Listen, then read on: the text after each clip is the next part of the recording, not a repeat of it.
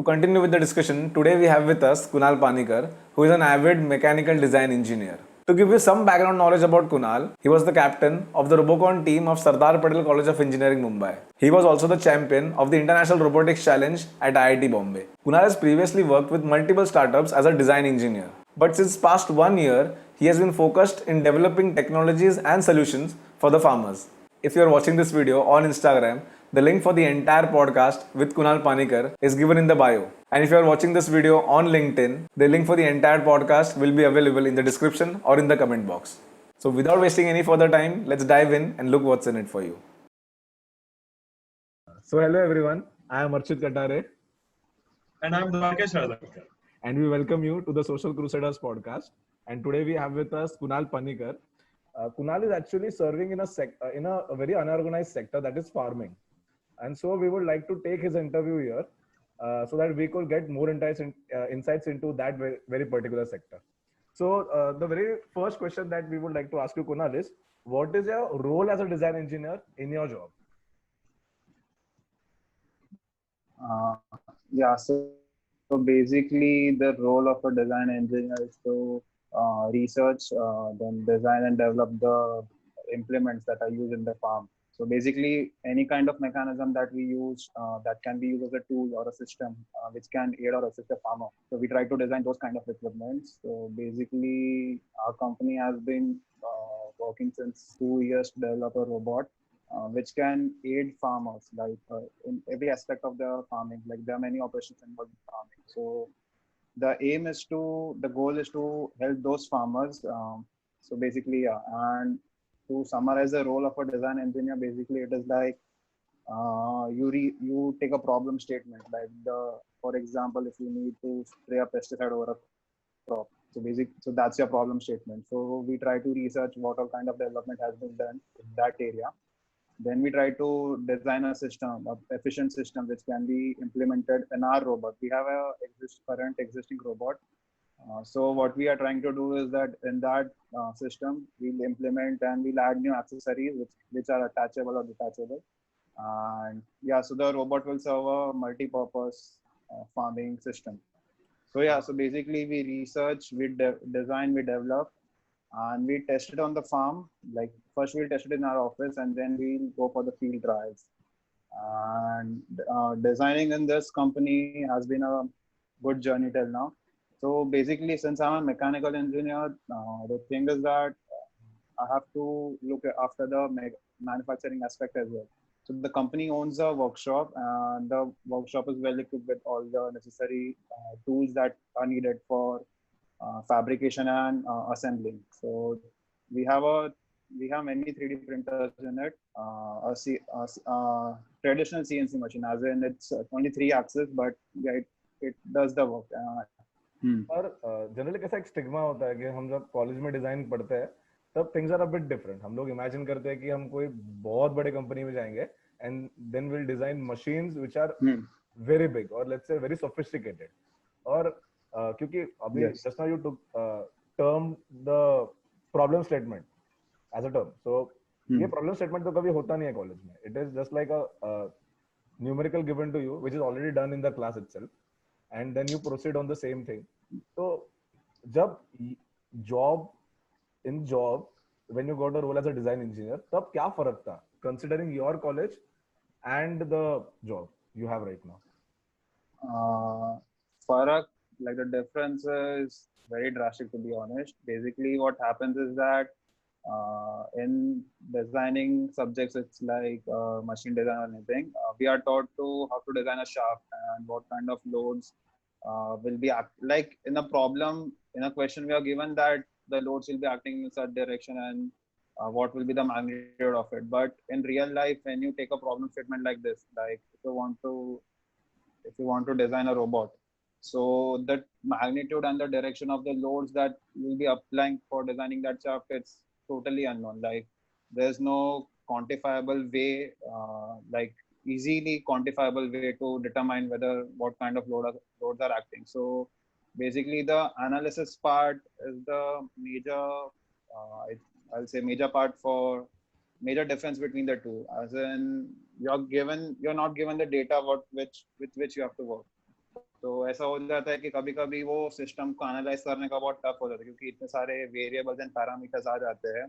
And जो अपन college में पढ़ते हैं वो ऐसा हो जाता है कि काफी रेस्ट्रिक्टेड एंड अपन आइडियल केसेस हमेशा कंसिडर करते हैं। But when you are designing as a like when you are product designing, तो तेरा एंड कस्टमर जो है, उसके end customer you have to consider that कभी ना कभी वो एंड कस्टमर के सामने टूटेगा या कुछ भी होगा, तो वो सबके हिसाब से फिर देखना पड़ता है कि उसका कितना लाइफ चलेगा और कितना उसका एंड्योरेंस लिमिट वो सब होना चाहिए। तो प्रॉब्लम स्टेटमेंट फिर पहले हम लोग बेसिक उसका क्रंच लेते हैं कि डिजाइन कैसे करने का है, फिर बाद में जो सिमुलेशन एंड ऑप्टिमाइजेशन से पता चलता है कि क्या करना चाहिए और कैसे बढ़ना चाहिए उसको, मतलब फैक्टर कैसे बढ़ाना चाहिए। तो वो एक मेजर पार्ट रहता है अग्री के, उसमें काफी टाइम चला जाता है। एंड बड़ा इंडस्ट्री एंड स्टार्टअप में डिफरेंस वही रहता है कि बड़ा industry what I feel is that even if you are designing a shaft, तो काफी वर्कफोर्स उसमें ही रहता है कि एक जन पहले डिजाइन करेगा, एक जन उसको वैलिडेट करेगा,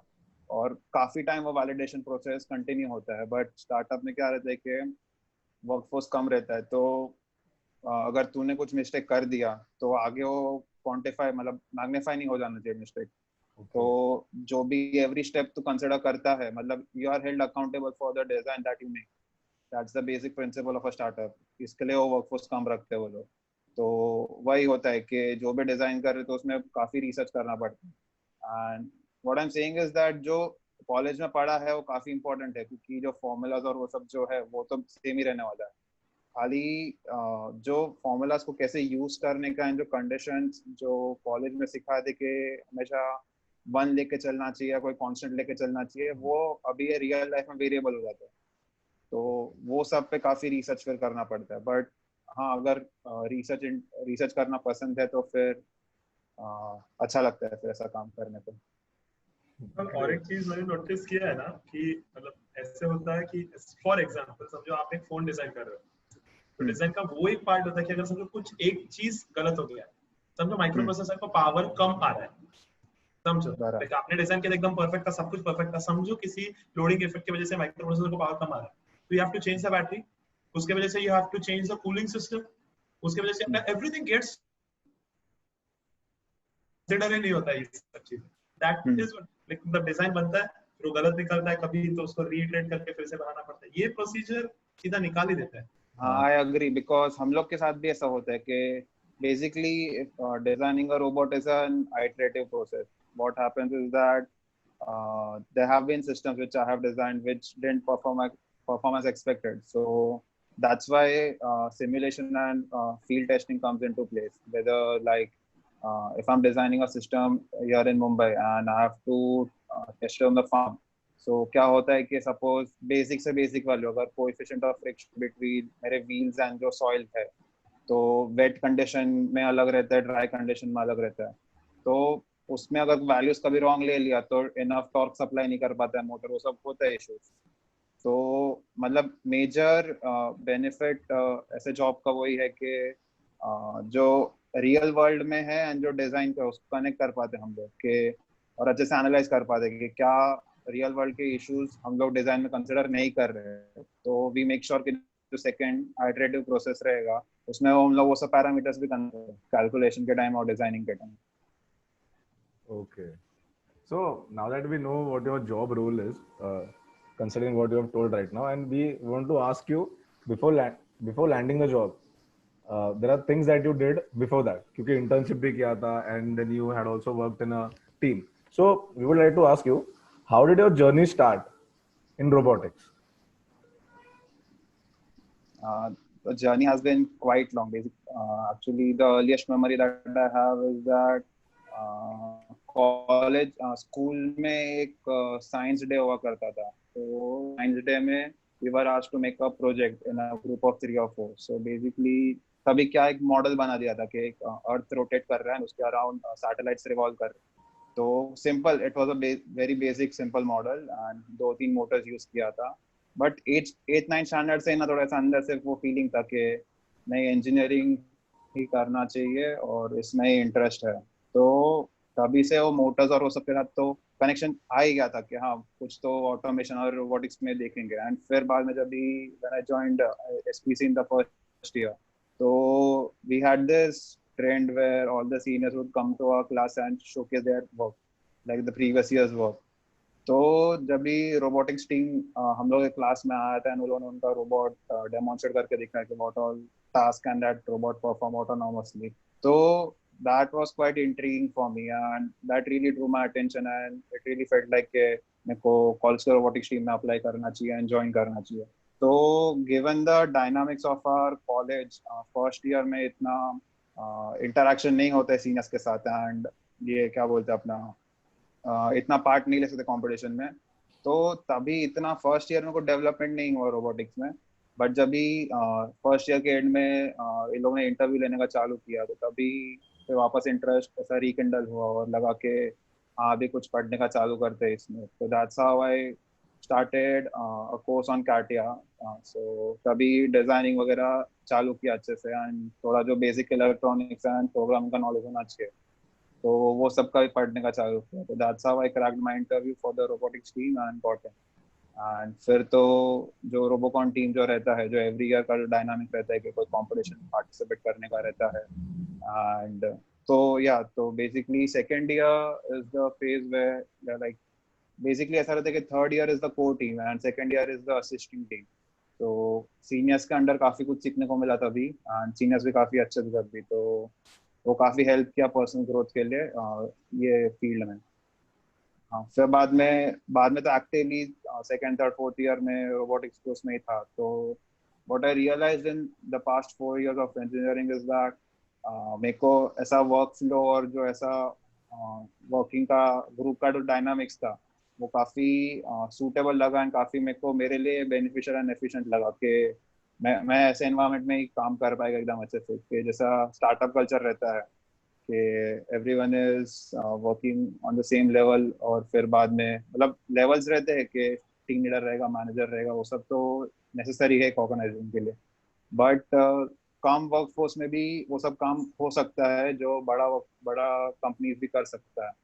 that's what I feel. And बाद में इसके लिए फिर मैं सोचा कि स्टार्टअप में ही जॉब अप्लाई करना चाहिए. एंड वो बेसिक है कि अगर बड़े कंपनी में मैं अप्लाई कर रहा हूँ तो मेरे को मेरे फील्ड का मतलब मेरे इंटरेस्ट का जॉब मिलना बहुत डिफिकल्ट है. मतलब given the overall dynamics of how the placement cell works in every college of the country.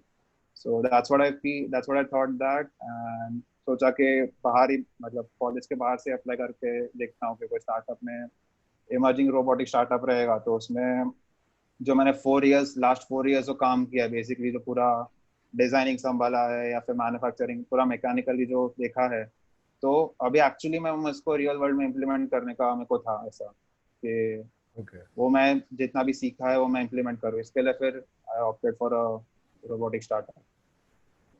बीच में जॉब लगने से पहले I think some of your friends had told me that you were doing an internship online. पूरा internship के through था which lasted for almost 6 to 7 months. Can you tell us more about that? Because वो घर से करना था और उसमें सिर्फ डिजाइन करना था, तो वो कैसा था? हाँ, तो वो इंटर्नशाला के थ्रू एक स्टार्टअप था उनका भी. तो उनका प्योर रोबोटिक स्टार्टअप नहीं था, उनका बेसिकली एक प्रोडक्ट डिजाइन का स्टार्टअप था. तो उनका एक प्रोडक्ट ऐसा था कि वो लोग रोबोटिक्स इंक्लूड करने वाले थे, एंड उनका एक मेजर दूसरा प्रोडक्ट था हाउस होल्ड के लिए. तो उन्होंने फिर मतलब अप्लाई किया जो बेसिक इंटर्नशाला का जो प्रोसीजर है उसके थ्रू, एंड सिलेक्ट हो गया. तो ऐसा था कि कॉलेज के साथ उसको मैनेज करने का था कि कॉलेज भी है और फिर बाद में इंटर्नशिप भी करने का, कि घर आके शाम को उसका काम करने का रहता. तो ऐसा मतलब लक ऐसा था कि जो भी मेंबर्स थे वो कंपनी के, तो वो सब नियर बाय एरिया में ही रहते थे, मतलब सबर्ब्स ऑफ मुंबई में ही रहते थे. तो उसकी वजह से कभी कभी मिलना पड़ा, क्योंकि इट इज ऑब्वियस कि एक बार डिजाइन करते तो कुछ ना कुछ तो मैन्युफैक्चर करना ही रहता है, कुछ ना कुछ तो प्रोटोटाइपिंग में टेस्ट करना ही पड़ता है. तो एक दूसरे के घर पे हम लोग जाते, क्योंकि वो भी इमर्जिंग स्टार्टअप था एक, तो एक दूसरे के घर पे जाते थे हम लोग, फिर जो भी डिजाइन किया है वो टेस्ट करते थे. मतलब उनका एक प्रोडक्ट था जो पूरा हाउस होल्ड अप्लायंसेस को एक ही डिवाइस कंट्रोल करता था. मतलब एआई टेक टाइप था पूरा. IoT तो टाइप ऐसे हाँ, IoT था पूरा. एंड उसमें फिर उन्होंने एआई का भी कुछ तो इम्प्लीमेंट किया था. मेरे को उनका इतना सीएस का आइडिया नहीं है, बट मैकेनिकली वाइज उसका केसिंग क्रिएट करने का था, उसका जो हार्डवेयर था वो डिजाइन करने का था, तो उसमें मेरे को ऐसे वो काफी लोग अच्छा। हब बना हाँ देते थे क्या ऐसे एक घर में? Okay. हाँ, एक हब था और बाद मतलब 2-3 हब्स थे टोटल, क्योंकि पूरे घर में लगाने के थे उसको। तो हाँ मतलब उससे क्या बेनिफिट हुआ मेरे को कि एक कॉम्पैक्ट डिवाइस मतलब डिजाइन करने का था, जिसमें सर्किट उनका इलेक्ट्रॉनिक्स का पूरा स्टैक रहेगा, फिर वायरिंग्स का देखने का, वायर राउटिंग वो सब का देखने का था। तो जो रोबोटिक्स का एक मेन एस्पेक्ट रहता है कि वायर राउटिंग करने का एंड इलेक्ट्रॉनिक्स का प्लेसमेंट किधर करने का रहता है। तो मेरे को ये इंटर्नशिप के थ्रू फिर वो बेनिफिट हुआ कि वायर राउटिंग और वो भी कंसिडर करना, क्योंकि आज तक हम लोगों ने इतना कॉलेज के टाइम पे ध्यान नहीं दिया रहता है कि हम लोग ऐसा ही हमेशा सोचते हैं कि फंक्शनैलिटी इंपॉर्टेंट है, एस्थेटिक्स ज्यादा इंपॉर्टेंट नहीं है, but when you come to real life, Real world. जब भी प्रोडक्ट एक्चुअली सेल करने का रहता है, तो aesthetic and ergonomics and functionality वो तीनों एस्पेक्ट बहुत ज्यादा इंपॉर्टेंट है, सिर्फ फंक्शनैलिटी से नहीं होता। तो वो सब एस्पेक्ट्स काफी मेरे क्लियर हुए एंड फिर काफी नॉलेज मिला उसके बारे में। एंड उनका जो The end user is actually going to and result actually मेरे को आइडिया नहीं, क्योंकि मेरा इंटर्नशिप फिर एंड हो गया था। end result नहीं, end result ऐसे नहीं, the end user is actually going to look and feel at the product, right? मतलब यस उसको उसको फर्क ही नहीं पड़ता फंक्शनैलिटी, मतलब उसको ऐप से जो भी यूज करना है वही, जो भी आईओटी को कंट्रोल करना है, बट उसको घर में वो अच्छा लगना चाहिए, उसके लाइटिंग के साथ बराबर, तो जाना चाहिए, ऐसे ऐसे एकदम वायर लटक रहे तो अजीब दिखे ऐसे। यस एग्जैक्टली, That's इसके लिए फिर वो एस्थेटिक्स का पॉइंट आ जाता है उसमें। एंड जो उनका एक साइड रोबोटिक्स का प्रोजेक्ट था, उसमें उनको एक रोवर टाइप क्रिएट करने का था कि माइनिंग एंड एक्सकवेशन में जो एक बार माइन हो जाता है, उसके बाद जो छोटे छोटे होल्स क्रिएट होते हैं जहाँ पे ह्यूमन फोर्स जा नहीं सकता अंदर, तो उनको एक रोबोट चाहिए था जो अंदर सर्वेलेंस कर सके, माइन के अंदर देख सके कि कोई स्पेशल, कोई दूसरे एक रोबोट मतलब रोवर बनाने का प्रोजेक्ट था उनके पास, तो उस पे काम किया। बेसिकली उसका main crux rocker bogie suspension type एक रहता है, तो उस पे काम करने का अपॉर्चुनिटी मिला था कि कैसे रॉकर बोगी डिजाइन होता है, क्या क्या कैलकुलेशन करते हैं सस्पेंशन का। तो हाँ, वो इंटर्नशिप से काफी नॉलेज मिला, क्योंकि वो 6 मंथ्स का इंटर्नशिप था। तो जो मेरे को ऑलरेडी सॉफ्टवेयर नहीं आते, जैसे मेरे को आंसर्स पहले नहीं आता था, मेरे को खाली काटे, मेरे को खाली डिजाइनिंग के सॉफ्टवेयर आते थे। तो ये इंटर्नशिप के थ्रू मेरे को फिर मेरे सिमुलेशन के सॉफ्टवेयर्स भी स्ट्रॉन्ग करने को मिला और यूज करने को मिला। ओके, मतलब actually one which also हाँ, मतलब ये एक चीज नहीं है, ये काफी चीज को अक्यूमुलेट कर करके नॉलेज गेन हुआ है। हाँ तो ऐसे मतलब धीरे धीरे डाउन द लाइन उसने अच्छी एक एक स्टेप पकड़ के गया हाँ, ऐसे। मतलब वो फिर ऐसा रहता है कि जो 4 इयर्स ऑफ इंजीनियरिंग है, मतलब ऐसा है कि मेरे घर से मतलब कोई भी ऐसा ज्यादा साइंस बैकग्राउंड का नहीं है, सब कॉमर्स वाले बैकग्राउंड के ही थे। तो मेरे पास भी कोई ऐसा गाइड नहीं था कि मेरे को बाइफरकेट करके देखे कौन से ईयर में क्या क्या हो जाना चाहिए ताकि तेरा प्रोफाइल 4th ईयर के बाद बहुत अच्छा दिखे। तो बस जो सीनियर्स अवेलेबल थे एंड जो फ्रेंड्स लोग ज्यादा मेरे से ज्यादा मोटिवेटेड रहते थे, बस उनको ही देखता था, और कुछ ना कुछ बाद में वो लोग कर रहे थे, तो फिर मेरे को भी लगता कॉम्प्लेक्स फील होता था कि अरे मैं कुछ नहीं कर रहा। तो फिर उनको देख के फिर ऐसा चालू की कि मैं, ये लोग को इतना आता है तो मेरे को भी एटलीस्ट थोड़ा तो कुछ आना चाहिए, खुद का पर्सनल भी मैटर करता है ग्रोथ। तो इसके लिए फिर वो बाद में चालू किया था। मतलब 4 साल का सिर्फ इंजीनियरिंग नहीं है, it is also the internships added with the role of Robocon in your life. Yes so पूरा सब ये होके then you approach the company that you are working right now. तो यस मतलब after so much of experience I would not like to argue upon the point, but we would like to ask you कि ये company क्यों choose किया of working in a startup in the farming field? Basically जितना farming और robotics का जो है correlation, तो वो काफी अभी इमर्जिंग है वाला लास्ट 3-4 साल से। तो जब भी हम लोग हमारा बीटेक प्रोजेक्ट भी सिलेक्ट कर रहे थे, तो हम लोग ने हमारे प्रोफेसर को पूछा था कि बीटेक प्रोजेक्ट में क्या क्या ले सकते हैं हम लोग, तो उन्होंने उनके कुछ टॉपिक्स दिए थे और हम लोगों ने खुद का थोड़ा रिसर्च किया था कौन से टॉपिक्स लेने चाहिए। तो उसमें जितना भी मैंने ऑनलाइन सर्च किया, उसमें काफी वही चल रहा था कि रोबोटिक्स इन फार्मिंग नेक्स्ट बूम हो सकता है। और रोबोटिक्स में फार्मिंग को कोलैबोरेट करके काफी प्रिसाइज फार्मिंग और वो सब हो सकते हैं जिससे वेस्टेज कम हो। तो मेरे को रोबोटिक्स एंड फार्मिंग का थोड़ा आइडिया था ही पहले से, जब भी मैं 4th ईयर में था। मेरा बीटेक प्रोजेक्ट कुछ अलग था, मतलब इसके रिलेटेड नहीं था, बट मेरे को आइडिया था इस पे। काइंड ऑफ फिर मोटिवेशन वहां से आया। हाँ, मोटिवेशन वहां से आया। फिर बाद में क्या हुआ कि जब भी एक तो ऑलरेडी इंडिया में रोबोटिक स्टार्टअप काफी कम है, तो इसके लिए फिर क्या हो गया कि जितने भी रोबोटिक स्टार्टअप मैंने चालू किया अप्लाई करने का, तो उनके पोजीशंस देखेंगे जनरली तो अभी सब स्टार्टअप्स है तो और इतने कम है, तो दे विल प्रेफर, और इमर्जिंग स्टेज में है ना सब लोग, अभी जस्ट चालू हुए या 3-4 साल ही हुए, तो इवन दे विल प्रेफर कि कोई ज्यादा एक्सपीरियंस वाला बंदा हो जिसके पास एटलीस्ट मास्टर्स का डिग्री हो या फिर एटलीस्ट 3-4 साल का एक्सपीरियंस तो हो वर्क रिलेटेड फील्ड में। तो काइंड ऑफ फिर मेरा स्कोप ना नैरो डाउन होते गया। मैं भी थोड़ा डीमोटिवेट होने लगा कि इतना 4 साल मेहनत किया है फिर भी अपॉर्चुनिटीज कम दिख रहे। तो फिर उसमें क्या हुआ कि ऑलरेडी एक फ्रेंड ने ये वाले कंपनी में काम किया था इंटर्नशिप एज एन इंटर्न, तो उसने मेरे को बोला कि इनका ऐसा प्रोजेक्ट चल रहा है, तो फिर मैंने उस पर फॉलो अप किया उसके साथ और बोला कि हाँ, रोबोटिक्स और फार्मिंग का मेरे को इंटरेस्ट तो है पहले से, कि अच्छा फील्ड लग रहा है और काफी सीखने को मिलेगा।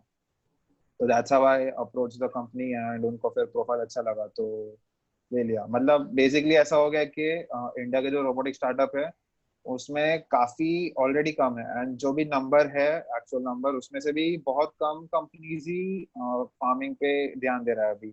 बरोबर। बाकी सब जो कंपनीज है वो खुद का मतलब ऑटोमेशन लाइन प्रोड्यूस करने पे ध्यान दे रहा है, या फिर हाँ मतलब ऐसा ही, और कुकिंग और वो सब में भी रोबोटिक्स अभी आ रहा है। तो वो एक और डिफेंस का एक मेन सेक्टर है जिसमें रोबोटिक्स अभी आजकल ज्यादा ये चल रहा है।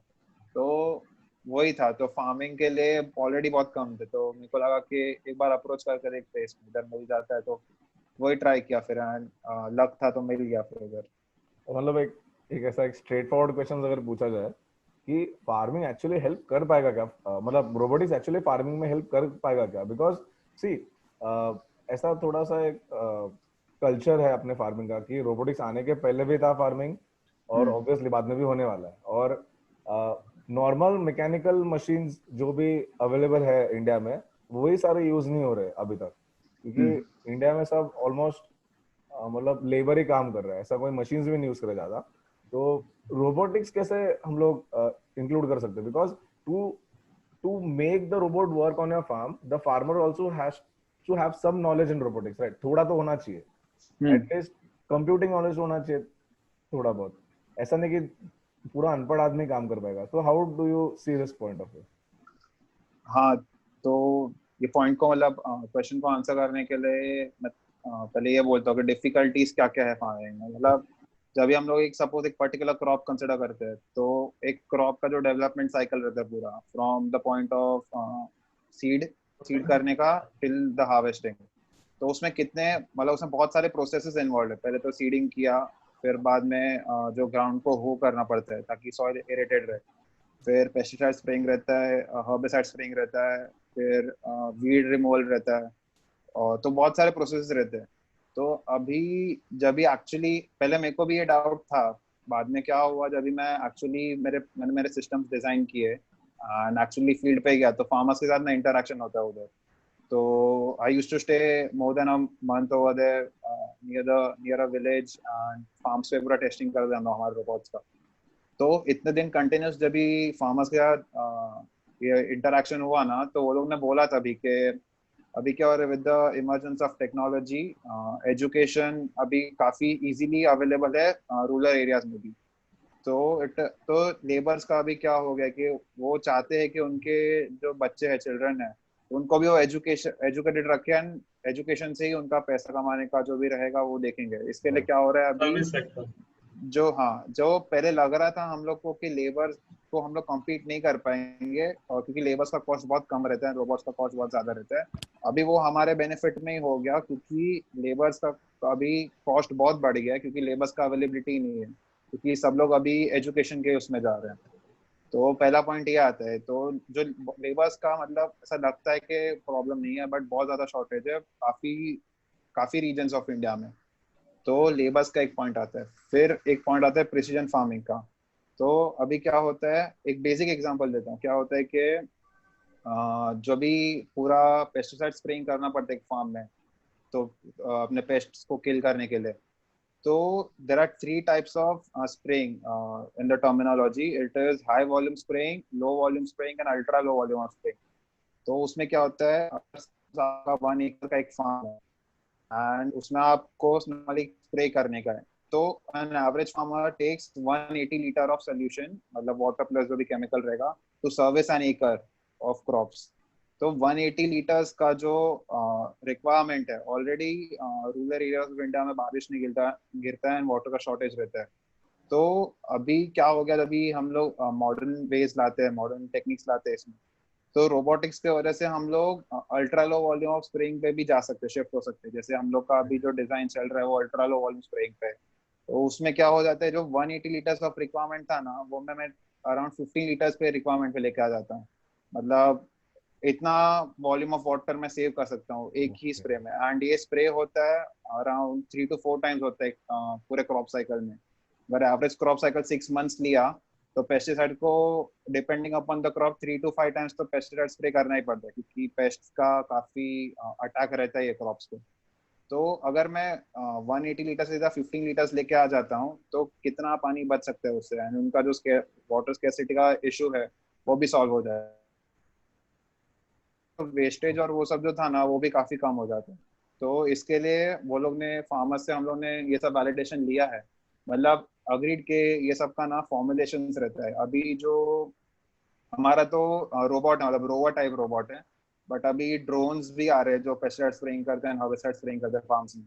तो उनका भी अलग एक फॉर्मुलेशन रहता है कि इतना कॉन्सेंट्रेशन ऑफ पेस्टिसाइड रहेगा, इतना कॉन्सेंट्रेशन ऑफ वाटर रहेगा। तो ये सब जो मॉडर्न टेक्निक्स की वजह से क्या हो गया है कि वेस्टेज बहुत कम हो गया।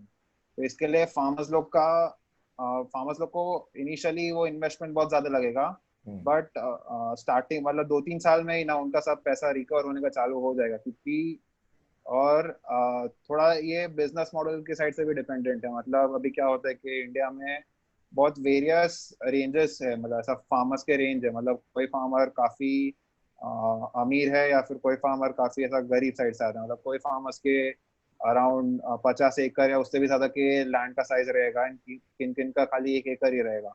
तो अभी क्या हो जाता है कि जब भी आप एक सोफिस्टिकेटेड सिस्टम उनके पास लेके जा रहे हो, तो आपका बिजनेस मॉडल उसके अकॉर्डिंग पे चेंज हो जाना चाहिए। मतलब if you are servicing a 50 acre farmer, then you better sell the robot to them. तो उनके लिए वो बेनिफिशियल रहेगा कि आप रोबोट खरीद लो एंड उसका जो भी ऑपरेशन रहेगा वो हम आपको करके देंगे। एंड जो स्मॉल फार्म्स है जो 1 एकड़ के अंडर के है, तो उनके लिए हम लोग सर्विस वाला बिजनेस मॉडल अप्रोच यूज कर सकते हैं कि आप जैसे लेबर्स को सर्विस देते हो एक एक दिन का, वैसे है रोबोट को दो खाली लेबर्स के अगेंस्ट।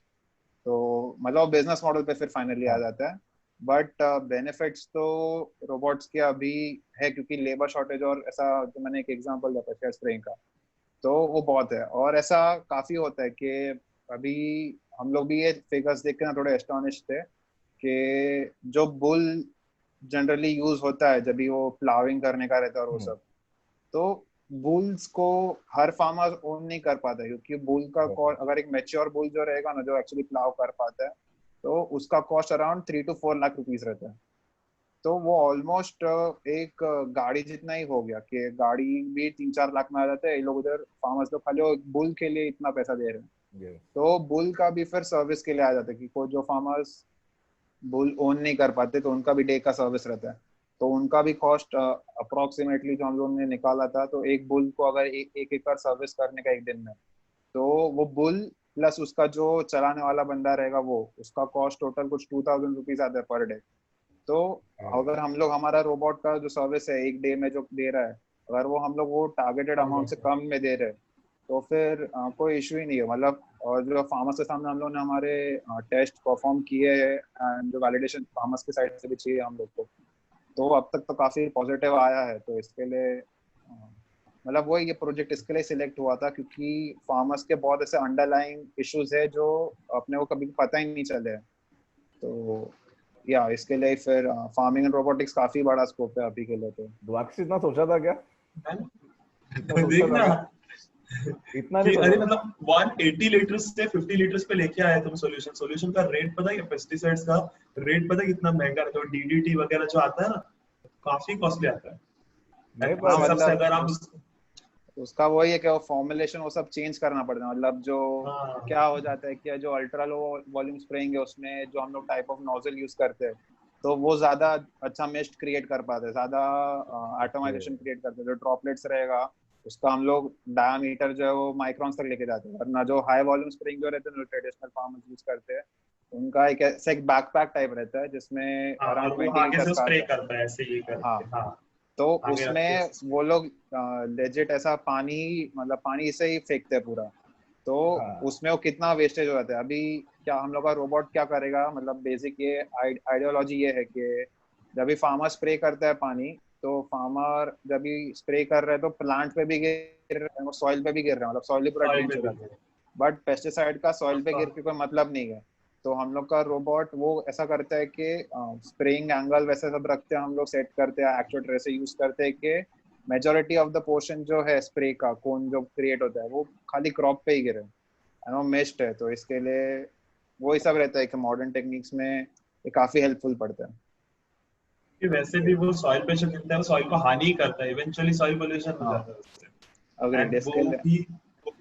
भी फिर फर्टिलिटी कम हो जाती है, एंड फिर eventually it backfires again. And फिर लोग हम्म, बोलते हैं कि यार फर्टिलाइजर्स हानिकारक है ऐसे। तो बराबर। अगर सबसे one more thing I like to ask you is that Kunal, like is are you guys working in like this is the actuator part, right? Like spraying and flowing the fields. Like, are you guys planning to work on the sensing part, like sensing the rains and stuff like that, and automating the part? Like, अगर बारिश गिरता है तो sowing का rover जाके वहां पर sowing करना चालू करेगा. Something like humidity sensor and stuff like raindrop sensors. मैं Amazon पे आज दोपहर में देख रहा था, ये ऐसा रेन ड्रॉप सेंसर नाम की एक चीज थी. तो आई वाज वंडरिंग कि इसका क्या हो सकता है, मतलब इसका क्या यूज कर सकते हैं ऐसे. एक्चुअली वो एक one of the future coming goals task है। मतलब क्या होता है कि फार्मर्स लोग का जो सॉइल का भी उनको एक क्रॉप का सीजन हो गया ना, उसको उनको सॉइल इवेलुएट करने का रहता है। तो Okay. कितना परसेंट ऑफ नाइट्रोजन सॉइल में है, कितना ह्यूमिड है सॉइल, कितना पोटेशियम है उसमें, और कितना फॉस्फोरस है उसमें, ये चार एलिमेंट्स जो रहते हैं ना उनको कंटिन्यूस मॉनिटर करना पड़ता है।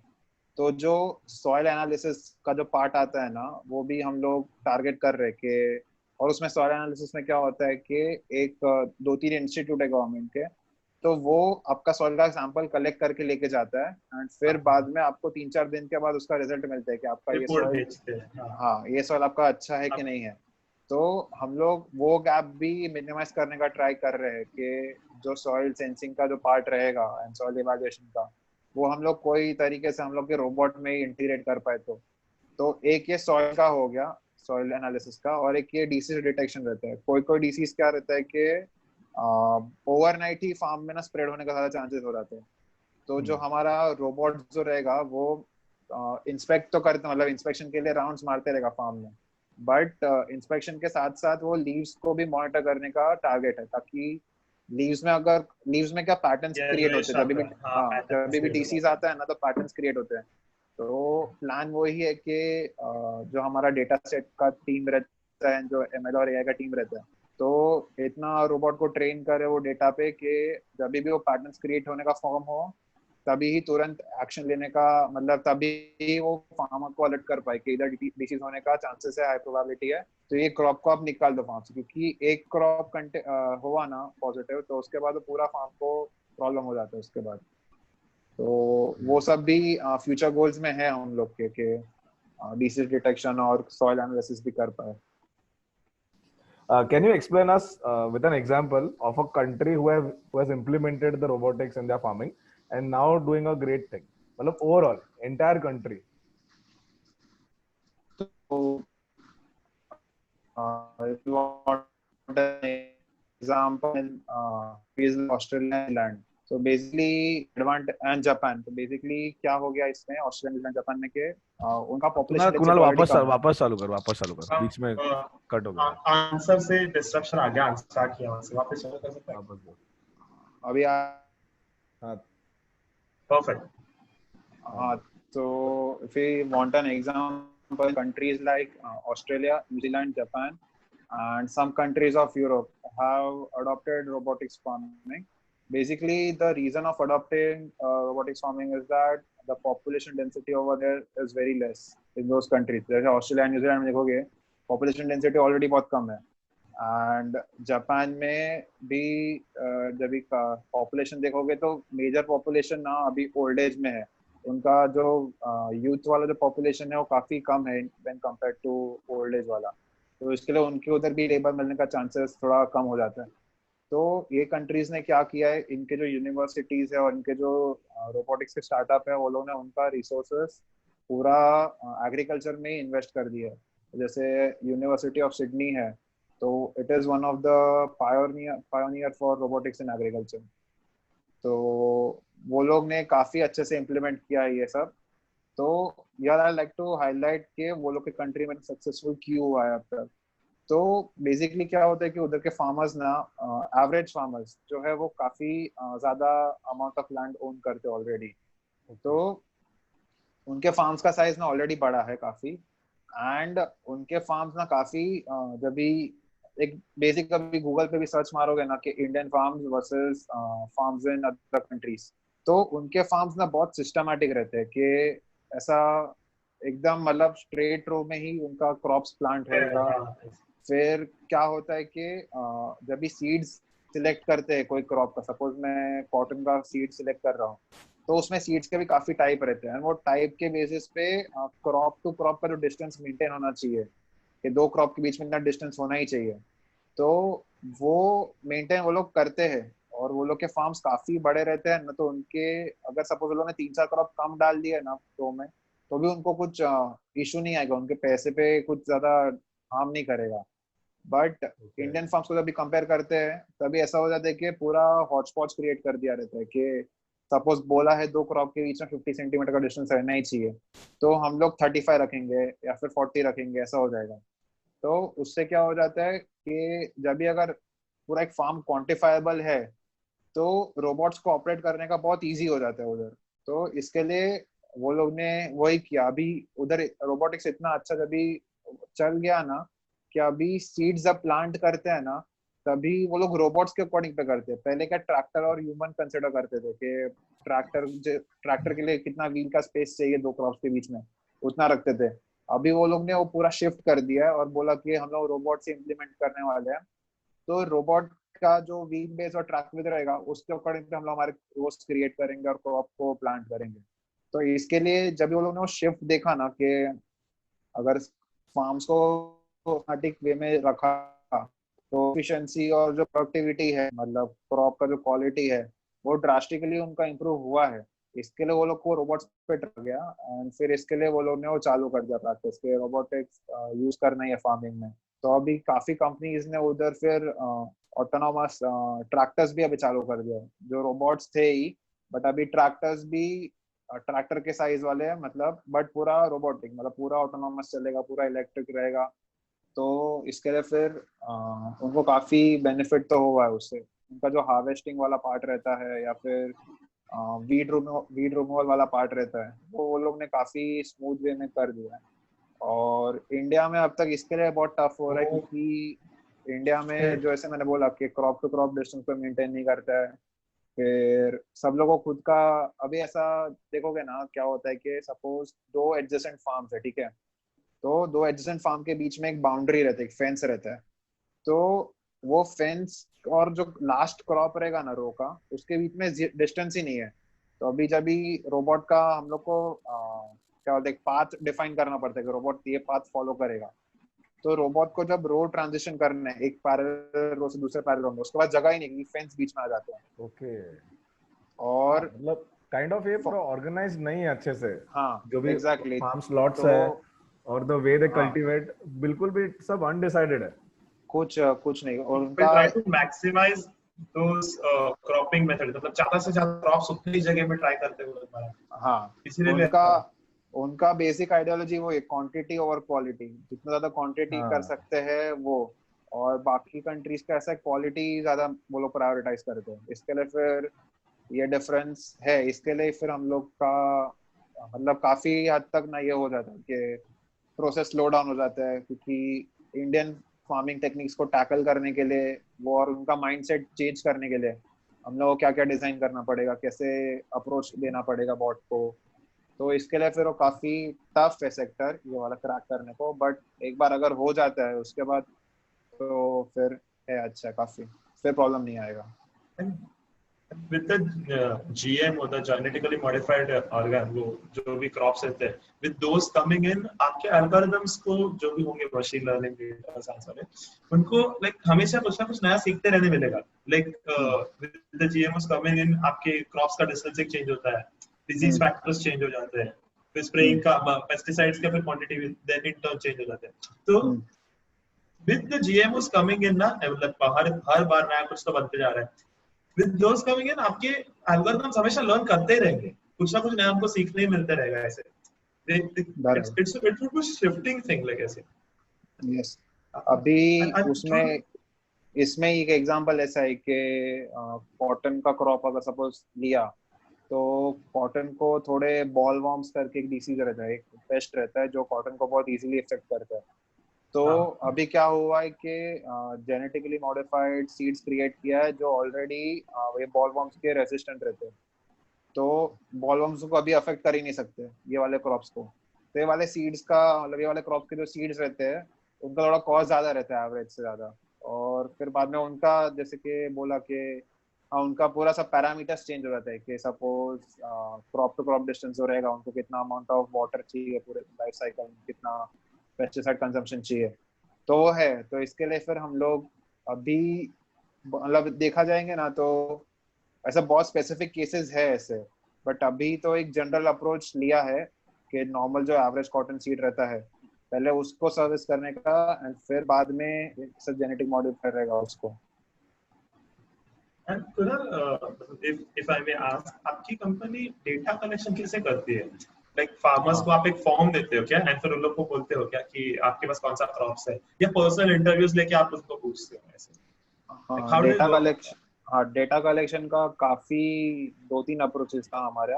तो बेसिकली पहला प्रोसीजर तो वही था कि जब भी हम लोग एक पूरा टीम डिप्लॉय होता था मुंबई से, कि सपोज हम लोग कॉटन क्रॉप के लिए जा रहे हैं, तो वो टीम में एक दो लोग मैकेनिकल के रहेंगे, एक दो लोग जो टेस्टिंग प्रोग्रामिंग वाले रहेंगे जिनको करने का रहेगा, एक दो सर्किटरी वाले रहेंगे, एंड एक दो लोग ये भी रहते थे कि जो खाली उधर जाके ना फार्मर्स का इंटरेक्शन लेंगे, मतलब फार्मर्स को क्वेश्चन पूछेंगे, फार्मर्स को डिफिकल्टीज क्या फेस होता है, तो वो सब का नोट लेंगे। जैसे कि मैंने आपको जब रेट्स बोले सब के बुल का इतना रेट होता है, स्प्रेइंग का इतना लीटर जाता है, तो वो सब जो वैल्यूज हम लोग को, जो हम लोग के डिसाइडिंग पैरामीटर्स है जिससे हम लोग हमारा बॉट का यूएसपी बना सकते हैं, तो वो सब ही नोट डाउन करते हैं उनके पास से डेटा लेके। फिर जो MLAI का जो डेटा का बात आता है कि वो क्रॉप्स को डिटेक्ट कैसे करता है, ब्रीड को कैसे डिस्टिंग्विश करता है, ऑब्जेक्ट्स को कैसे डिस्टिंग्विश करता है, जब वो ऑटोनोमस नेविगेशन करता है रो में, तो उसको सब देखना पड़ता है कि कौन सा रॉक है, कौन सा ऑब्स्टेकल, मतलब रॉक जो है वो ऑब्स्टेकल है, क्रॉप्स जो है क्रॉप्स, मतलब ऐसा ना हो कि हमारा रोबोट वीडिसाइड स्प्रे कर रहा है बट वो वीडिसाइड क्रॉप पे गिर रहा है, वो वीड पे गिरना चाहिए।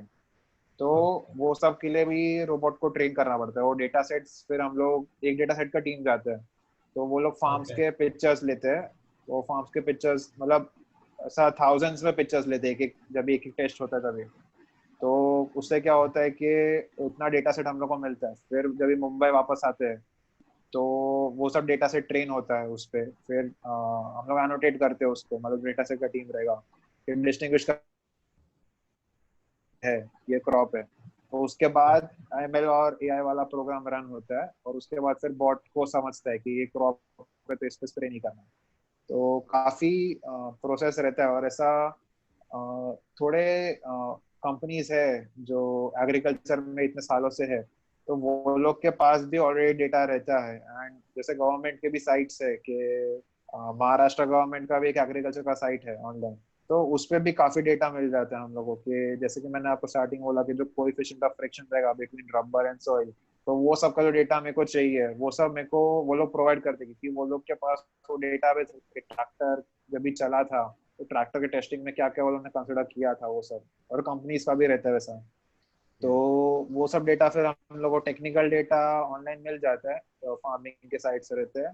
एंड जो फार्मर्स का इनपुट चाहिए वो हम लोग फिर वही उनके पास जाके हमसे पूछते हैं, क्योंकि रिटर्न में कभी कभी ऐसा होता है कि वो लोग अगर एजुकेटेड नहीं हुए तो, और उनको खाली उनका लोकल लैंग्वेज आता है उधर का, तो फिर वो लिखने का मतलब नहीं, लिंग्विस्ट तो हम बैरियर, लोग हाँ लैंग्वेज यस बैरियर।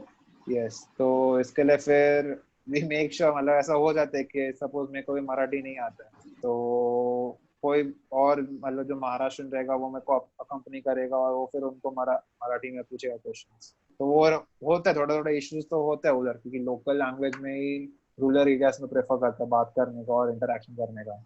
तो हाँ बेसिकली फिर वो स्टार्टअप में एक ट्रांसलेटर का भी काम करना पड़ता है बेसिकली। हाँ हाँ वो तो है। तो मतलब अगर मतलब लोगों को ड्रिल मशीन वापरने या खड्डा खोदने की मशीन वापरने आती है ना, तो ये स्टार्टअप वाले लोग एक्चुअली देखते हैं, मतलब रीथिंक करते हैं, लीन थिंकिंग करते हैं कि अरे खड्डा खोदने का सही में जरूरत है क्या।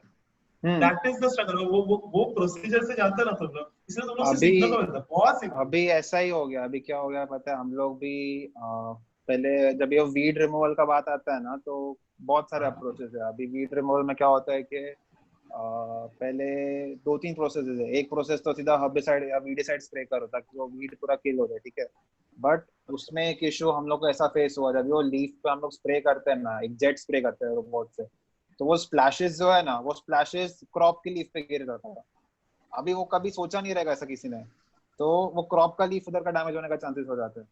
तो फिर बाद में मैकेनिकल वे में सोचा कि अगर सपोज कुछ मैकेनिज्म बना है जो वीड को जो रूट्स है, जो वीड के रूट्स है जिसने सॉइल को पकड़ के रखा है और न्यूट्रिएंट्स खींच रहा है, अगर मैंने वो सॉइल को उधर से लूज कर दिया ना, वीड के रूट के उधर से, तो वो रूट अभी यूजलेस हो गया, वो सॉइल से खींच नहीं पाएगा न्यूट्रिएंट्स, तो वीड ऑटोमेटिक मर जाएगा उधर से। तो वो दूसरा एक प्रोसेस हो गया। तो और अभी नया तीसरा प्रोसेस ऐसा है कि एक लेजर टाइप आता है। तो अभी लेजर सीधा पॉइंट किया ना वो वीड पे, तो इतना वो हीट जनरेट करता है ना कि वो वीड ना ऐसा गर्मी के कारण मर जाता है, तो वो इतना कॉन्सेंट्रेटेड हीट रहेगा ना, तो वीड ऑलमोस्ट ना ऐसा जल जाएगा, ऐसा मतलब बोले थियरी में तो वीड वो इंस्टेंटली उधर किल हो जाएगा। तो ऐसा बहुत सारा अप्रोचेस रहता है जो हम लोगों ने कभी सोचा ही नहीं था। तो एडवांटेज वही है इसमें कि एक ही अगर प्रॉब्लम स्टेटमेंट है ना, तो उसको कितना ज्यादा अलग अलग अप्रोचेस। तरीके से सोच सकते हो, लाइक हाँ अलग अलग हाँ व्यू पॉइंट से सोच सकते हो, एंड दैट इज वन हाँ। Thing that is peculiar about these startups also, if you look at it hmm that way. uh, an MNC conglomerates are really structured, सब कुछ हम्म रिजिड होता है, डिजाइन तैयार होता है, वही तुमको लेना होता है, उसी को रेप्लिकेट ज्यादा से ज्यादा, हम्म एंड नहीं बहुत केसेस में तो वो भी, एंड उसके बाद उसको मार्केट करना, that is it. Hmm startup में कैसे पूरा स्टार्ट से स्क्रैच से सोचना पड़ता है कि क्या कर सकते हैं, इट इज वेरी ऐसे फ्लेक्सिबल होता है बहुत ज्यादा, and which is why your ideas also get a lot of भाव देयर। हाँ, हम्म। ऐसे लोग लोग पे अटेंशन, इम्प्लीमेंट भी होती है तुम्हारी आइडियाज, तो एक सेटिस्फैक्शन भी रहता है। हाँ वो तो है, मतलब वही अच्छा लगता है कि अगर कोई सिस्टम डिजाइन किया ना इतना मेहनत के बाद और चल गया ना काम पे जाके, तो और जेन्युइनली इतना खुशी मिलता है ना, तभी वो अच्छा लगता है फिर। Because I remember this खुशी that you are talking about ना, ये मेरे को कब हुआ था जब मैंने फर्स्ट ईयर में VRC का वो जो वर्कशॉप होता है ना कॉलेज में SPC में, उसमें पहली बार वो सब कंपोनेंट्स पुट इन करते, मतलब 4-5 दिन का काम था, प्रोग्राम लिख के तैयार था हम्म सब कुछ, एंड चौथे दिन पे मैकेनिकल टीम ने वो पूरा ये बनवा लिया था, चेसी ग्रेपर। वगैरह बनवा,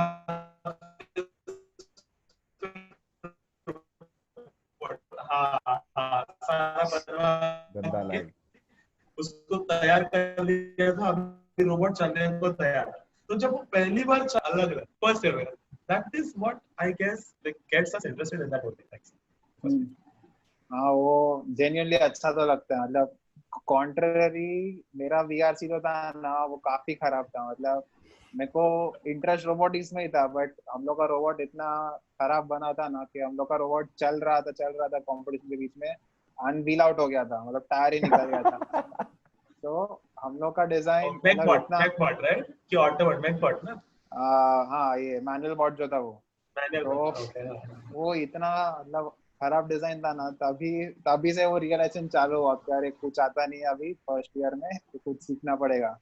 तो बस फिर वो सब भी ऐसा माइंड में रख रख के कि ये इशू ना हो करके फिर डिजाइन इम्प्रूव किया खुद का। कुणाल ने वो वसूल कर दिया, पता है क्या अर्चित, लास्ट ईयर में वो लोग ने इंटरनेशनल रोबोटिक चैलेंज फोड़ दिया, फोड़ दिया, हाँ मतलब इंडिया को रिप्रेजेंट किया, मतलब समझ सकते हो, जैसे बेस्ट रिवेंज एवर है अपने साथ जो चीज हुआ है, खुद से रिवेंज लिया उसने। उसको रिवेंज बोल भी सकते हैं अभी वो पॉइंट पे। अरे वो अभी, हाँ, ठीक है, अभी तो पूछ ले रोबोकॉन के बारे में तो बोलते हैं। मतलब ये क्वेश्चन पूछूंगा कि ऐसा नहीं कि तूने सिर्फ डिजाइनिंग किया था, जब डिजाइन में इंटरेस्ट आया, बट बाद में तो रोबोकॉन में कैप्टन भी था। So being a captain it is not only about design, it is about the managerial aspects of the team.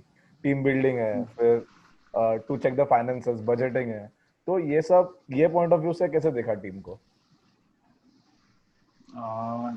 To be honest, जब भी मेरे को ऐसा कैप्टन सेलेक्ट किया था मेरे को आइडिया नहीं था कि मैं कैप्टन बनेगा। मतलब मैं अभी भी आज भी सीनियर्स को थैंक यू बोलता है कि मेरे को वो लोगों ने इतना ट्रस्ट किया मेरे पे, क्योंकि फ्रैंकली स्पीकिंग मैं सेकेंड ईयर में जब था तो ये मैं आई अग्री कि मैं ऐसा हार्ड वर्किंग था काफी। बट मतलब मेरे को जो भी वो लोग टास्क देते थे ना, मैं वो कंप्लीट करता था। मैं मेरा इतना इनपुट तभी था नहीं वो टीम में। मतलब उनके जो भी इंस्ट्रक्शंस रहेगी कि उनको मैं ट्रस्ट करता था कि सपोज मेरे को बोला गया कि ये शाफ्ट डिजाइन कर या ये कंपोनेंट डिजाइन करो, इसको मैन्युफैक्चर करवा के लेके आओ, तो मैं वो जो इंस्ट्रक्शन दिया वो प्रॉपरली फॉलो करता था। बट वो लोग ने कहीं ना कहीं वो नोटिस किया रहेगा कि जो भी काम कर रहा है वो अच्छे से कर रहा है, तो इसके लिए फिर आई थिंक बनाया रहेगा। तो जब भी बना तभी स्टार्टिंग में थोड़ा क्या बोलते हैं, मतलब रेजिस्टेंस टाइप था। एज इन मेरे को पूरे टीम का ट्रस्ट अर्न करना पड़ा, क्योंकि जो नए सेकेंड ईयर्स जो आए थे मेरे अंडर, मतलब तभी हम लोग थर्ड ईयर में थे जब मैं कैप्टन था। तो सेकेंड ईयर का ट्रस्ट अर्न करने के लिए, और मेरे बैचमेट्स मतलब मैकेनिकल वाइज लोग थे बट इलेक्ट्रिकल में से मेरे को लोगों का ट्रस्ट अर्न करना पड़ा। तो क्या हो गया उसमें, वो फर्स्ट मंथ जो था जब भी हम लोग का प्रॉब्लम स्टेटमेंट आया रोबोकॉन में, तभी उनको बताना पड़ा कि नहीं, मैं टीम को मैनेज कर सकता हूँ और ये मेरा प्लान है। तो जिस दिन प्रॉब्लम स्टेटमेंट आया उसके एक दो दिन मैंने उनको बोला कि मेरे को थोड़ा को कि क्या टाइमलाइन होना चाहिए क्या, क्योंकि वो साल जब हम लोगों ने चालू किया ना, टू बी फ्रैंक, सबसे lowest amount of starting money मेरे बैच को मिला था। मतलब जो एवरी ईयर का जो हाँ, कंपटीशन खत्म होता है उसके बाद जो न्यू टीम फॉर्म होता है, तो उनको कुछ ना कुछ लास्ट ईयर का पैसा जो रिमेनिंग रहता है वो मिलता है। बरोबर। तो हम लोग का जो, मतलब मेरा टाइम जो था सबसे लोवेस्ट अमाउंट था, एंड हम लोग का टीम कभी परफॉर्म भी नहीं कर पाता इतना अच्छा जितना डिजायर्ड रिजल्ट चाहिए था। तो कॉलेज के साइड से भी काफी रेजिस्टेंस था। तो इशू स्टार्टिंग से ही बहुत थे, बट फिर बाद में वो लोगों ने, मेरे सब टीममेट्स ने भी देखा कि नहीं, बंदा मेहनत कर रहा है पूरा, उसने इतना प्लान किया है ये सब ने, तो वो लोग ने इजीली फिर ट्रस्ट करने का चालू कर दिया कि नहीं नहीं, बंदा कर सकता है ऐसा सब करके।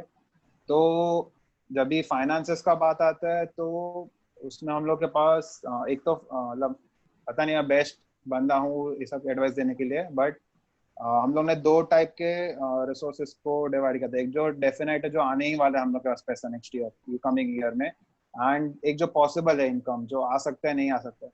तो जो डेफिनेट इनकम रहता है विच इज हम लोग जो वर्कशॉप कंडक्ट करते हैं स्टूडेंट्स लोग के लिए, हम लोग के कॉलेज के हो या दूसरे कॉलेज के हो, तो उनके वर्कशॉप्स के थ्रू जो पैसा मिलता है हम लोग को, वो हम लोग हमारे इसके लिए यूज करते हैं, रोबोकॉन के लिए। एंड ऐसा था कि जो दूसरे कॉलेजेस के टेक फेस्ट रहते हैं, जैसे VJTA का जो टेक्नोवेंजा रहता है, तो उसमें हम लोग एनकरेज करते हैं हम लोग के स्टूडेंट्स, हम लोग के बैचमेट्स को कि तुम लोग पूरे टीम का रिसोर्सेज यूज करो, टेक्निकल रिसोर्सेज, एंड अगर तुम लोग जीतते हो पूरा, तो तुम लोग का अगर विल रहेगा तो तुम लोग थोड़ा पैसा है, जितना पैसा तुम लोग को देने का तुम लोग टीम को दे सकते हो। हाँ, इसके लिए हम लोग वो पूरा 1 मंथ ना डेडिकेट करते, दिसंबर मंथ या नवंबर एंड से, ताकि सेकेंड ईयर के स्टूडेंट्स, फर्स्ट ईयर के स्टूडेंट्स और थर्ड ईयर के अगर किसी को पार्टिसिपेट करना हो तो पूरा जी जान लगा के तुम लोग कर दो, क्योंकि क्या होता है वो जो अमाउंट मिलता है वो भी काफी सब्सटेंशियल है, ऐसा नहीं कि बहुत कम अमाउंट है, बहुत ज्यादा अमाउंट है वो हम लोग के लिए। तो और टचवुड इतने सब लोग अच्छे लोग रहते हैं कि मोस्ट ऑफ द टाइम सब लोगों ने खुद का पैसा दे ही दिया, मतलब जो जितना भी जीता हुआ अमाउंट था, बोला कि नहीं नहीं, टीम के लिए अभी नेसेसरी है तो टीम को देना इम्पोर्टेंट है। तो वही होता था कि वो एक डेफिनेट इनकम हम लोग कंसिडर करते थे कि DRC में जीतेंगे तो इतना पैसा तो आएगा। फिर जो पॉसिबल इनकम था उसमें स्पॉन्सरशिप का वादा था, तो अभी वो पर्टिकुलर साल ऐसा हो गया था कि बिकॉज लास्ट ईयर का रैंक बहुत खराब आया था, तो स्पॉन्सरशिप का मिलने का चांसेस भी ऑलरेडी कम हो गया था कि हम लोग बताए क्या। एंड कॉलेज के साइड से भी इतना सपोर्ट तभी नहीं मिला था स्टार्टिंग में, मतलब स्टार्टिंग का 1-2 महीने का जो फेज था, कि कॉलेज को भी खुद के रिसोर्सेज डाइवर्ट करने में तभी वो डाउट था कि ये लोग बच्चे लोग अभी इतना कर पाएंगे कि नहीं कर पाएंगे, उनको डाउट का एलिमेंट ना बैठ गया था उनके माइंड में। तो इसके लिए हम लोग का प्लान ऐसा था कि जो एग्जिस्टिंग मटेरियल्स है हमारे पास, जैसे कि अल्यूमिनियम के रॉड्स रहते हैं या फिर प्लेट्स रहते हैं, तो बेसिक हमारा जो टाइमलाइन रहता है वो ऐसा रहता है कि पहले एक प्रोटोटाइप क्रिएट करेंगे। अगर प्रोटोटाइप ने सिमुलेटेड मतलब जो डिजायर्ड आउटकम है वो टास्क का वो ऑलमोस्ट भी अचीव कर लेना 90%, तो हम लोग फिर उसको रिफर्बिश करके एकदम अच्छे से बनाते हैं। तो प्रोटोटाइप के फेज में इतना अच्छा हम लोगों ने स्क्रैप मटेरियल से भी सब प्रोटोटाइप क्रिएट किए थे कि तभी हम लोगों ने लेजिट 10,000 के अंडर सब कुछ कंप्लीट कर दिया रहेगा प्रोटोटाइप में, एंड वो सब वर्किंग था। तो वो सब देख के कॉलेजेस मतलब कॉलेज को भी लगा कि नहीं, ये लोग स्टूडेंट्स लोग ये सब भी मेहनत कर रहे हैं लास्ट ईयर जैसे, तो ये साल भी इन्वेस्ट करने का वर्थ है उनमें। तो फिर कॉलेज के पास से काफी रिसोर्सेज लिए, जैसे हम लोगों ने बोला कि हम लोग को वर्कशॉप में एक स्पेस दे दो ताकि हम लोग टेस्टिंग कर सकते हैं, तो कारपेंट्री कॉलेज ने भी, वर्कशॉप के वहाँ पर। हाँ, तो इसके लिए फिर कॉलेज ने वो हम लोग को प्रोवाइड किया काफी, बाकी सब जो इंटरनेट का लैंड का फैसिलिटी था वो सब प्रोवाइड किया हम लोग को। तो फिर वो स्टार्टिंग का 1-2 महीने का फेज ना मैनेजिंग और फाइनेंस वो सब देखने में डिफिकल्ट था, बट और वो साल फिर हम लोगों ने ऐसा किया कि जो भी प्रोडक्ट मतलब जो भी कंपोनेंट डिजाइन कर रहे हैं वो हम लोगों ने ऐसा डिजाइन किया कि हम लोग उसको ट्रेडिशनल मशीनिंग में ही यूज करें, मतलब नॉर्मल मिलिंग मशीन रहेगा, लेथ मशीन रहेगा ना, वैसा ही डिजाइन करेंगे कि वो सबसे इजीली उसमें मैन्युफैक्चर हो ताकि वो चीप है ना। वरना उसके पहले हम लोग सीएनसी भी करवा देते पार्ट्स को, या फिर एडिटिव में अगर 3D प्रिंटिंग करने का तो वो भी करवा देते, बट वो सब बहुत कॉस्ट ऊपर लेके आता था हम लोग का मैन्युफैक्चरिंग वो सब में। तो instead of going with that amount of money, हम लोग के पास छोटा अमाउंट था, हम लोगों ने सब ट्रेडिशनल में शिफ्ट किया, एंड जितना लाइट वेट हो सब जो भी क्राइटेरिया था कंपटीशन को सब अचीव करने का ट्राई किया। तो काफी अच्छा हुआ तभी, और ऐसा हुआ है काफी बार कि अभी एक टीम है तो उसमें ईगो क्लैशेस होते हैं या फिर झगड़े होते हैं, तो वो भी रिजॉल्व करने का आता था उसमें। तो बेसिकली जो भी एवरीडे जो था मेरा कॉलेज में और जो टीम में मेरे को मैनेज करने का था, वो एवरीडे मेरे को कोई ना कोई एक्सपीरियंस मिला है, एंड मेरे को टू बी फ्रैंक लोगों से डील करने को अभी आता है। पहले जब वो सेकेंड ईयर तक था ना जो फेस था मेरा, तभी मैं लोगों के साथ डील कर नहीं पाता था इतना अच्छे से, बट अभी जो थर्ड ईयर के बाद मेरे को समझा ना कि एक कैप्टन को कैसे बिहेव करना चाहिए और कैसे लोगों के साथ डील, अभी कोई कोई लोग रहेंगे जिनको थोड़ा रहता है ऐसा ईगो कि नहीं उनका डिजाइन ही चलना चाहिए, ये वो होना चाहिए। तो वो सब की वजह से मेरे को समझा कि इनको कैसे रीजन आउट करने का और कैसे उनको थोड़ा काम करने का। तो वो सब जो अभी मेरे को एक्चुअली ऑफिस में भी हेल्प करता है कि ऑफिस में भी काफी डिसिप्लिन रहना पड़ता है, ऐसा नहीं होता कि कोई भी किसी को भी कुछ भी बोल दिया। तो वो अभी काफी मेरे को हेल्प किया सर रोबोकॉन में। फिर रोबोकॉन में, मैनेजरियल स्किल्स बेसिकली ऐसे हाँ, कि कैसे बेसिकली हैंडलिंग वही, पीपल। यस। तो वो एक हेल्प हुआ मेरे को कैप्टन बनने के बाद। फिर बाद में जब भी थर्ड ईयर एंड हुआ, तो तभी हम लोग का एम तो हमेशा से ही रहता है, हर टीम का एम ऑब्वियसली वो रहता है कि हम लोग ऑल इंडिया रैंक 1 लाए। बट वो साल जो हम लोग का रैंक 13 आया, और तब कुछ 120 टीम्स थे, तो अराउंड 13 आया हम लोग। तो तभी के लिए हम लोग काफी खुश थे कि एटलीस्ट 13 तो आए, मतलब जो पहले वाला रैंक था उसके उससे तो काफी ज्यादा इम्प्रूवमेंट हुआ है। नेक्स्ट ईयर के लिए जो हम लोग ने अमाउंट जो एवरी ईयर जो पास ऑन करते हैं टीम्स को, तो वी मेड श्योर कि हम लोग ने इतना ज्यादा अमाउंट दिया कि वो ऑलमोस्ट बहुत ज्यादा अमाउंट था जो नेक्स्ट ईयर लोगों को मिला। तो वो सब ऐसा देख के अच्छा लगता है कि उससे फाइनेंस बड़ा भी, सॉरी। उससे बड़ा कंट्रीब्यूशन एक्चुअली उससे बड़ा कंट्रीब्यूशन एक्चुअली टीम ने जो तुम्हारे लीड के अंदर दिया है एज यू, मुझे जो लगता है वो 13th रैंक था। वो जो रैंक हाँ, था ना, that would in turn attract new sponsors. And yes, उसके बाद लाइक उसके बाद वो फिर आगे चढ़ते गया। Last year I guess first आया ना तुम लोग डिजाइन में, मुझे हाँ याद है मतलब, लाइक आपकी। हाँ हाँ, बोलो हाँ बोलो। मतलब फिर जो, और बाद में फिर ऐसा था हम लोग का अपना जो कॉलेज का डायनामिक्स है उसमें ऐसा रहता है कि फोर्थ ईयर जनरली नहीं करते क्योंकि third year is the core team. and fourth year everyone would prefer to look out for themselves and उनका जो खुद का पर्सनल ग्रूमिंग रहता है वो लोग वो करना ट्राई करते हैं. बट उसमें क्या हो गया, जब भी मैंने प्लेसमेंट का जब भी स्टार्ट हुआ अपने कॉलेज में हम लोग के बैच के लिए, तो व्हाट आई फेल्ट इज, नहीं मेरे को जो 2 साल रोबोकॉन में काम किया मैंने सेकंड थर्ड ईयर में, मेरे को वैसा ही कल्चर चाहिए काम करने के लिए. तो मैं मल्टी नेशनल कंपनीज में काम नहीं कर पाऊँ कुछ भी हो जाए. तो फिर मेरे को लगा कि नहीं, मेरे को स्टार्टअप में ही काम करने का. तो इसके लिए फिर आई स्टार्टेड आस्किंग जो अपने कॉलेज के प्लेसमेंट सब हैंडल करते हैं उनको कि कोई स्टार्टअप आता है, कोई रोबोटिक स्टार्टअप आता है, कोई कुछ फीडबैक नहीं मिला रहेगा पक्का. हाँ. और देवांश और से बात करता था तो वो लोग भी कुछ नहीं, ऐसा कुछ नहीं आता अपने कुछ नहीं इधर ऐसा. मिलेगा. तो उसमें क्या हो गया, फिर एक दो और दो दोस्त लोग थे जो बाहर से अप्लाई कर रहे थे. तो जैसे आकाश था, तो उसका मेरे को मेजर सपोर्ट था कि वो मेरे को हेल्प करता कि ईमेल ऐसे ड्राफ्ट कर वो कर. तो उसमें क्या हो गया, जो स्टार्टअप्स लोग को ना जनरली तुम लोग अप्लाई करते हो ना तो तुरंत ही ये चाहिए रहते हैं, क्या बोलते हैं कि ज्वाइन इन करो, तो भी 3-4 महीने के अंदर ज्वाइन इन करो. एंड अगर सपोज मैं फोर्थ ईयर के स्टार्ट से अगर अगस्त में अप्लाई करने का चालू कर देता तो कोई मतलब नहीं था. जैसे कि नॉर्मल प्लेसमेंट का प्रोसीजर रहता है कि अगस्त में. हाँ. तो मेरे पास ना वो फ्री टाइम था अगस्त से लेके जान तक का. तो मेरे को लगा कि अगर सपोज मैं मेरा डेवलपमेंट रोबोकॉन के साथ साथ मेरा खुद का डेवलपमेंट हो रहा है टीम में, तो मैं रोबोकॉन में ही रहता हूँ ना, मैं क्यों प्लेसमेंट में बैठ नहीं और मैं मेरा टाइम वेस्ट क्यों करूँ. एंड नसीब था कि नहीं पता नहीं, बट उनका ना प्रॉब्लम स्टेटमेंट ना बहुत टफ आया वो साल का. तो मेरे को ना उसमें बहुत मजा आने लगा कि अरे इतना, मतलब वो लोग का क्या था, 4 लेग रोबोट बनाने का था उनका प्रॉब्लम स्टेटमेंट. तो वो 4 लेग रोबोट ना आज तक बनाने का ना मेरे लाइफ का ऐसा काइंड ऑफ बहुत ये रहेगा कि one of the toughest robot that I ever designed was a 4 leg robot. तो वो डिजाइन करने में और वो सब में जो सीखने में मेरे को मजा आया ना, तो मेरे को लगा नहीं नहीं, मैं एटलीस्ट 6-7 महीना में मेरा कंट्रीब्यूशन देता हूँ ये टीम को. भले कोर टीम तो उनका ही था, उनका ही पूरा, क्योंकि वो थर्ड ईयर्स के जो हम लोगों ने सिलेक्ट किए थे कैप्टन्स को, वो लोग खुद ही केपेबल इनफ थे. बट आई फेल्ट के मेरा टेक्निकल सपोर्ट उनको मिलेगा तो उनको भी शायद बेटर पड़ेगा. तो that's why I opted to be in the team. And और फिर मेरे को चेंज भी करने वाला डायनामिक्स के, ऐसा नहीं होना चाहिए कि थर्ड ईयर के बाद अगर फोर्थ ईयर में किसी को नहीं रहने का है, मतलब रहना तो भी ना रहने में टीम में.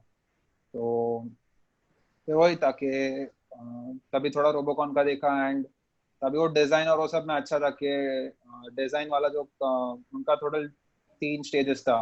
और एक डिजाइन का स्टेज रहता था, डिजाइन रिपोर्ट का, और एक वीडियो का स्टेज रहता है, और एक एक्चुअली फाइनल कंपटीशन रहता है. तो पहला 2 स्टेज जो था उसमें हम लोग फर्स्ट है दोनों में, मतलब डिजाइन रिपोर्ट में भी फर्स्ट है, और फिर बाद में वीडियो सबमिशन था. उसमें भी वीडियो सबमिशन में एक्चुअली रोबोट्स के टास्क परफॉर्म करके उनको भेजने के थे, तो वो सब हम लोग के टास्क कंप्लीट हो रहे थे. तो इसके लिए उधर भी हम लोग का फर्स्ट रैंक मिला उनको, हम लोग को. तो वो 2 स्टेज काफी अच्छा था. फिर जो फाइनल स्टेज था उसमें कंपटीशन में हम लोग था उधर का, उनके जो बाकी के टीम्स थे उनके रोबोट्स काफी स्पीड पे थे और हम लोग का थोड़ा स्लो था. तो उसकी वजह से फिर जो रैंक 11 था, बट वो बेटर ही था. मतलब इतना अच्छा रोबोट डिजाइन करके ये रैंक लाने का वर्थ है, क्योंकि पहले के 2 स्टेज में भी अच्छा रैंक आया था. सही है. और फिर यही जर्नी में फोर्थ ईयर में फिर हम लोग ने ये, जब ये अगस्त टू जैन का मंथ था, तभी मैं डिजाइन तो कर रहा था इन लोग के साथ रोबोकॉन में. बट जो और दो लोग थे, आकाश और ऋत्विक, मेरा एक जो जूनियर है, तो वो लोग को काफी इंटरेस्ट था कि आईआईटी बॉम्बे के टेक फेस्ट में एक इंटरनेशनल रोबोटिक्स चैलेंज रहता है, उसमें परफॉर्म करने का. तो उसमें वो लोग का लिमिट ही था कि 3 लोग का ग्रुप या 4 लोग का ग्रुप ही अलाउड है. एंड हम लोग तीनों अलग अलग फील्ड के थे. मतलब आकाश पूरा कोडिंग का पार्ट देखता था, और मैं पूरा मैकेनिकल का पार्ट देखता था, एंड ऋत्विक भी सर्किट इलेक्ट्रॉनिक्स का देखता था एंड थोड़ा कोडिंग का देखता था. तो उसमें फिर वही हो गया कि हम लोग तीनों ने साथ में, तो मतलब वो लोग दोनों ने एक्चुअली सोचा कि करने का उनको ऐसा. फिर बाद में आकाश ने मेरे को बोला कि देखो मैकेनिकल का करने का है क्या, तू चल ना, अपन करेंगे, कुछ ना कुछ तो हो जाएगा उसमें. तो उसके बाद फिर हम लोग ने चालू किया कि वो मैकेनिकल का जो उनके काफी ये थे कंस्ट्रेंट्स थे कि बॉट बहुत ही छोटा डायमेंशन का बनाने का था, बट उनके जो टास्क थे वैसा मैमथ टास्क टाइप थे कि इतना छोटा रोबोट वो सब टास्क कैसे परफॉर्म करेगा। ओके। तो वो सब काफी डिफिकल्ट था वो डिजाइन करने का और एक्चुअली बॉट करने का। फिर एक सरप्राइज वो था कि मैंने कभी सोचा नहीं था कि मैं बॉट को ऑपरेट करेगा, बट एक्चुअल कंपटीशन में पता चला कि आकाश मेरे को बोला कि तू मैनुअल बॉट का ऑपरेटर तू बन जा, मेरे उससे उसको डर लगेगा इसका। मैं बोला मेरे से भी नहीं होएगा ये सब। बोला नहीं नहीं तू कर, तेरे से होएगा। तो उधर भी मेरे को थोड़ा खुद के बारे में समझा कि जितना भी प्रेशर आ जाए, मतलब रोबोकॉन का तो आइडिया था ही कि रोबोकॉन में भी जो फाइनल डे रहता है जिधर, तो तभी भी मैं था ऑपरेटर के साथ गाइड करने के लिए। बट एक्चुअली ऑपरेटर बनने का ना कभी आइडिया नहीं था, तो वो भी एक्सपीरियंस कर लिया आईआरसी में कि हाँ ऑपरेटर भी बन गया चलो। तो वो था काफी अच्छा फीलिंग था। ओवरऑल डेवलपमेंट हो गया मतलब कॉलेज के अंदर ही। हाँ अभी वो वही तो गोल रहता है ना कि जितना कर सके वो वही ट्राई जितना कर किया। सके नहीं, दिस इज बीइंग मॉडेस्ट। आया उखाड़ लिया। हाँ अरे थैंक्स। अरे the last question that we want to ask you is कि तेरा फ्यूचर गोल्स क्या है अभी इसके बाद में? और बहुत लोग रोबोकॉन में जान के भी लेना चाहते हैं, मतलब सबसे पहले वो समझा नहीं क्या टीम बोला के ग्रुप फ्यूचर में जाएगा। तो क्या। ये वीडियो, तो एवरीबॉडी वांट्स टू नो कि तेरा क्या गोल है आगे, बिकॉज तू बहुत डायनेमिक रहा है अभी, बहुत डायनेमिक था तू। हाँ बट अभी अभी देख, अभी कोविड के वजह से सिचुएशन हो गया है तो काफी ज्यादा थिंक करना पड़ रहा है कि एक्चुअल में अभी बाहर का सिनेरियो कैसा है कि अगर अभी वो तो फिक्स है कि मेरे को रोबोटिक्स फील्ड में ही कुछ करने का है आगे। मतलब अभी जो भी मेरे अक्वायर्ड स्किल्स है अब तक, तो उसको पॉलिश कैसे कर सकता है मैं, और कौन से नए स्किल्स मेरे को अडाप्ट करने चाहिए। मतलब अभी टू बी फ्रैंक मेरा मैकेनिकल मैं मानता कि थोड़ा स्ट्रांग है, बट कोडिंग और जो इलेक्ट्रॉनिक्स वाला पार्ट है वो है कंसिडरेबल है, बट इतना स्ट्रांग है नहीं। मतलब कोई भी मेरे को कुछ पूछेगा तो मैं शायद सॉल्व कर पाएगा, बट वो कंफर्म नहीं है मेरा। तो मैं सोच रहा था कि कोडिंग वो सब में भी थोड़ा ध्यान दूं अभी, और ओवरऑल पूरा जो रोबोटिक्स प्लेटफॉर्म के लिए जो रिक्वायरमेंट है वो कैसे फुलफिल कर सकते हैं। देख अभी कैसा है कि स्टार्टअप कल्चर बहुत डेवलप हो रहा है, और फॉर दैट फैक्ट कैसा मालूम है क्या कि केजे सोमया, डीए संघवी और बाद में अपना नरसे मोजी, कौन सा एनएमआई, एनएमआईएमएस एनएमआईएमएस। मैंने मैं ये कॉलेजेस में ना ऐसे स्टार्टअप कल्चर डेवलप होता है क्योंकि पेरेंटल मनी भी होता है, प्लस ऐसा अगर 2-3 साल तक अगर कुछ नहीं किया लाइफ में डिग्री के बाद में और सिर्फ डेवलप करने को टाइम दिया तो भी घर पे अलाउड है। पर एसपीसी में कैसा है कि मोस्ट ऑफ द क्राउड ऐसा गवर्नमेंट जॉब चाहिए और एमपीएससी यूपीएससी करना है। So for them on their parents और the society they live in, it is important for them to get a job as soon as they complete the degree. नहीं तो degree का कोई फायदा ही नहीं है, दैट बराबर है। दिमाग में भरा हुआ है। वो सो स्टिग्मा बन गया सोसाइटी में हाँ, ऐसे कि तो डिग्री कॉलेज हो गया, डिग्री चाहिए, शादी करना है ऐसा। शादी करना है बस, मतलब दैट इज द पिवटल है वो बहुत। अगर तूने अगर स्टार्टअप में ज्वाइन कर लिया ना, वो चलेगा ही नहीं, दैट इज नॉट एक्सेप्टेड दे। मतलब तू चल, तू एक्सेप्ट करता है चल ठीक है, पर तू नहीं, तू दिल से एक्सेप्ट नहीं करता वो चीज को। और इसके लिए मैं देखा ना कि हम लोग इसके लिए कॉलेज से स्टार्टअप में जाने वाले बहुत कम बंदे थे। तेरे क्लास में से सिर्फ 2 है, मतलब तेरे बैच में से 2 है सिर्फ, तू और आकाश। मेरे को जितना तक मालूम मेरे बैच में से कोई भी नहीं है, लिटरली कोई भी नहीं मेरे बैच में से। मतलब सब लोग एमएस जा रहे हैं, नहीं तो ऐसा कोई भी बंदा नहीं है जो स्टार्टअप ज्वाइन कर ले सीधा इंडिया में, और ऐसा नहीं है कि जिसको मिला भी नहीं है किसी को अभी तक। तो मेरे को ऐसा लगता है कि एसपीसी और ये सब कॉलेजेस में जो गवर्नमेंट एडेड कॉलेजेस है, इसमें ये कल्चर बहुत डिटोरेट होते जा रहा है। बना ही नहीं है पहले बार, डिटोरेट तो छोड़ दे। पर अगर तू ये जाके ज्ञान देगा ना अपने कॉलेज में, तेरा सुनने वाला ऑडियंस है नहीं, कोई नहीं। कोई नहीं। तू अगर बोलेगा कि मेरे को एक सेमिनार लेने का है about how to get into startup, तेरे में कोई नहीं आएगा तेरे सेमिनार में। बराबर है। बाय द वे किसी को मतलब मालूम नहीं है, ये भी बता दो, किसी को मालूम नहीं है how to get into startup. जो तुम पार्ट बोल रहे थे ना कि आकाश ने तुमको गाइड किया कैसे मेल लिखना है, मुझे खुद को भी नहीं आता है वो मेल लिखने, किसी को नहीं आता है वो मेल लिखने। And those बराबर strategies, है। people are paying to know the strategies. जा रहे Udemy पे वगैरह जा रहे to learn how to write mails, to but learn how पे to talk for to people. Workshops हो, पता है वर्कशॉप वगैरह अर्चित अब हम्म। दादर साइड में ऑर्गेनाइज होते हैं ना, हाँ, बड़े बड़े हॉल्स में ऑर्गेनाइज होते हैं। एंड यहाँ पर लोगों को फ्री दिया ना, कभी लोग आएंगे नहीं। सेम right, वर्कशॉप अगर एनएमएमएस में लो, भर जाएगा, भर जाएगा। हो जाएगा। और अगर अपने कॉलेज में अगर किया ना यूपीएससी रैंक 1 ला, तेरे सेमिनार के लिए पूरा कॉलेज आएगा। बराबर है। तू 2-3 साल स्टार्टअप में पेलने वाले बंदे को ला, तेरे तेरे सेमिनार में कोई नहीं, दिस इज द ट्रुथ। और and I personally want more startups to come and indulge in the students that we have in our college, क्योंकि अपने पास हाँ कैलिबर है। Just because you are not certain about the fact कि तेरा तू कितने दिन स्टार्टअप में रहेगा, और वो अगर खराब हो गया, और अगर वो पूरा हम्म, फाइनेंशियली डिस्ट्रॉय हो गया, कंपनी बैंकरप्ट हो गया स्टार्टअप, तो ये सोचे बिना कि how can you go and improve the startup yourself, तो कोई सोचता नहीं है।